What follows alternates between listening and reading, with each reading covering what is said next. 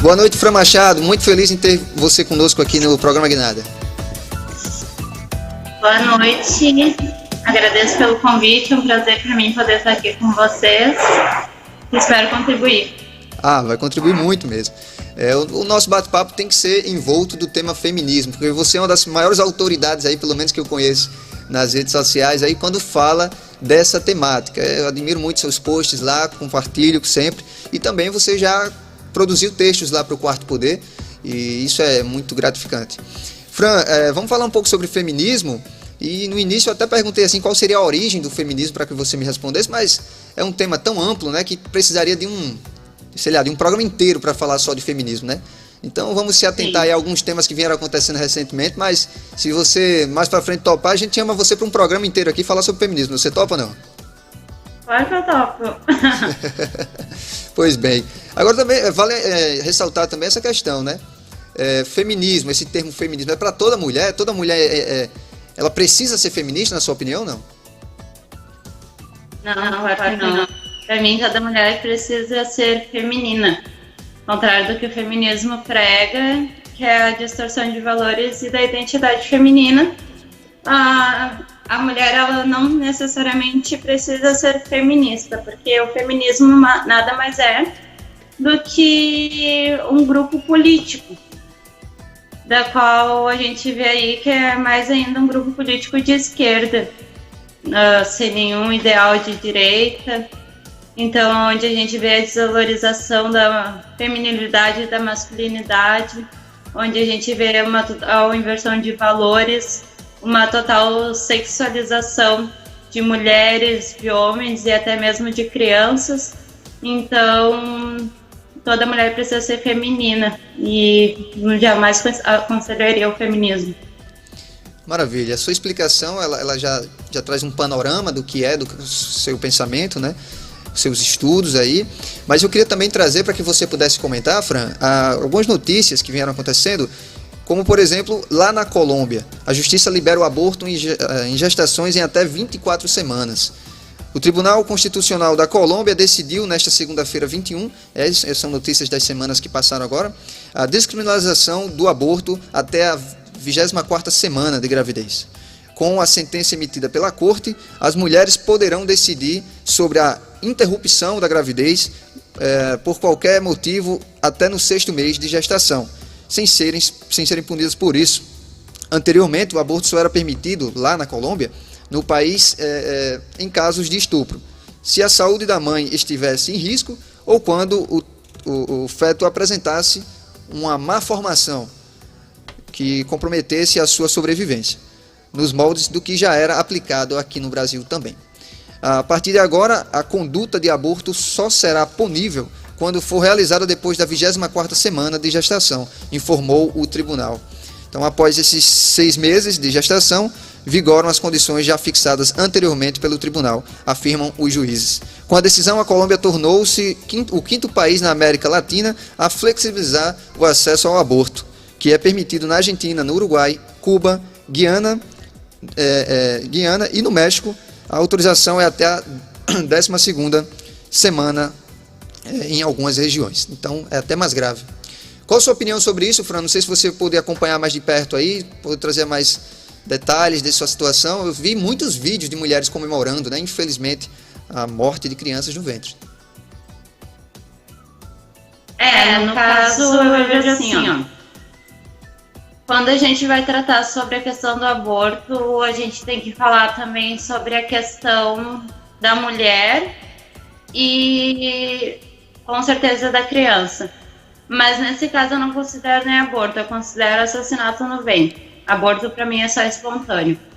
Eu deixo claro que meu posicionamento em relação ao aborto, ao assassinato de crianças, é totalmente contrário. Eu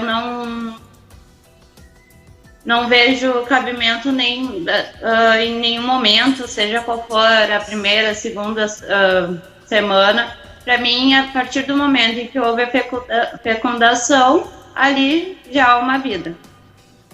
E a questão da legalização, muitos usam como um aborto seguro, quando na verdade nenhum aborto é seguro, porque quando a mulher engravida, o próprio corpo dela está ali se protegendo a criança, desenvolvendo uma série de coisas para criar um fator de segurança.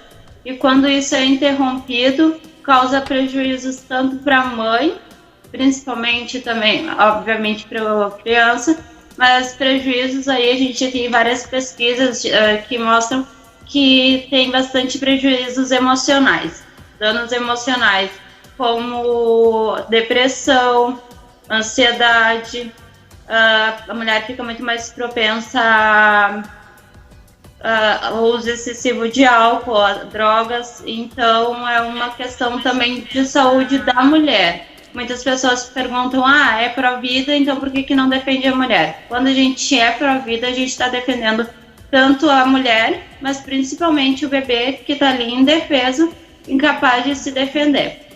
A questão da Colômbia, como eu acompanhei, pelo que eu vi, foi toda uma questão mais política do que outra coisa, essa decisão, uma infeliz decisão, porque lá basicamente a lei era como aqui no Brasil, que eu também não sou favorável, mas foi uma questão mais política do que humanitária, como se estivessem pensando na saúde da mulher.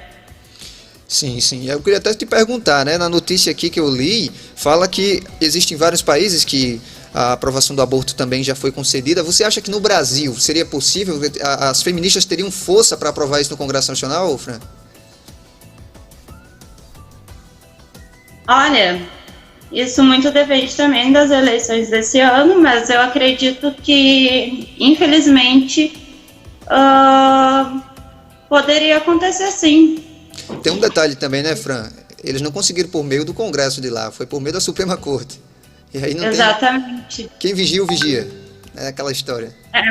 Por isso que eu falo a questão também de a gente, das eleições desse ano, a gente observar as pessoas também que são contra o aborto, também contra essas coisas, para a gente não correr grandes riscos. Sim. Mas, infelizmente, a gente tem aí, a gente conhece a nossa Suprema, e a gente sabe muito bem que a gente corre esse risco, mas eu espero que não chegue a esse ponto. Porém, o feminismo, sim, tem uma grande força dentro da política. O feminismo entrando aí seria a principal pauta talvez hoje no mundo, a defesa feminista nessa pauta do aborto aí. Já foi antigamente, afirmavam mais sobre a defesa da mulher no mercado de trabalho, outras defesas que são alegadas que foram conquistadas graças ao feminismo, como o direito ao voto. Isso é verdade? Isso bate com a realidade, Fran, ou é narrativa? Não, isso tudo é narrativa. O feminismo ele tem uma questão de se apropriar das conquistas alheias.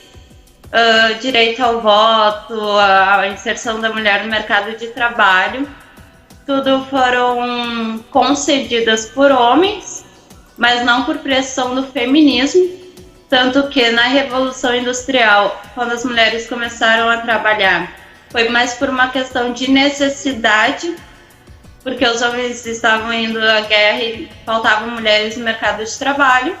E aí houve a questão também de que as mulheres, entre aspas, conquistaram o direito de trabalhar, mas ao mesmo tempo começaram a fazer um monte de exigências, como a questão de trabalhar menos tempo que os homens, fazer menos horas do que os homens, a questão de ter licenças maiores. Então, ao mesmo tempo que elas queriam os direitos dos homens, elas não queriam os mesmos deveres dos homens.